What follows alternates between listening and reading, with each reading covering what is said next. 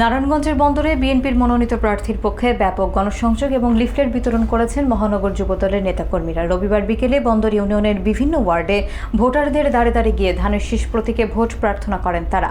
নির্বাচনী প্রচারণার এই কার্যক্রমে মহানগর এবং স্থানীয় পর্যায়ের বিপুল সংখ্যক নেতাকর্মী অংশগ্রহণ করেন। বিস্তারিত দেখুন ডেস্ক রিপোর্টে। নারায়ণগঞ্জের বন্দর ইউনিয়নে নির্বাচনী হাওয়া বইতে শুরু করেছে। আসন্ন নির্বাচনকে সামনে রেখে বিএনপি মনোনীত ধানের শীষ প্রতীকের প্রার্থী অ্যাডভোকেট আবুল কালামের পক্ষে মাঠে নেমেছেন মহানগর যুবদলের আহ্বায়ক কমিটির সদস্য মিনহাজ মিঠু। রবিবার 25 জানুয়ারি বিকেলে বন্দর ইউনিয়নের 6 ও 8 নম্বর ওয়ার্ডের 3 গাঁও, পদুঘর এবং কুশিয়ারা এলাকায় এই গণসংযোগ চালানো হয়। এ সময় নেতাকর্মীরা ধানের শীষের সমর্থনে নানা স্লোগান দেন এবং ভোটারদের হাতে লিফলেট তুলে দেন।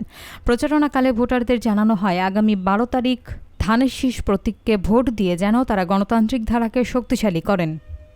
গণসংযোগে উপস্থিত ছিলেন বন্দর ইউনিয়নের 6 নম্বর ওয়ার্ডের সাবেক মেম্বার আবুল হোসেন, সাবেক মেম্বার বিউটি এবং ইউনিয়ন যুবদল নেতা শামীম রানা।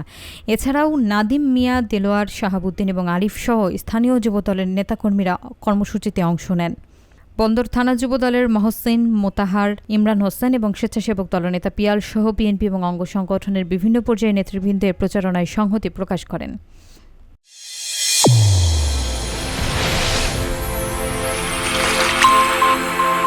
চ্যানেল A1 হৃদয়ের স্পন্দন।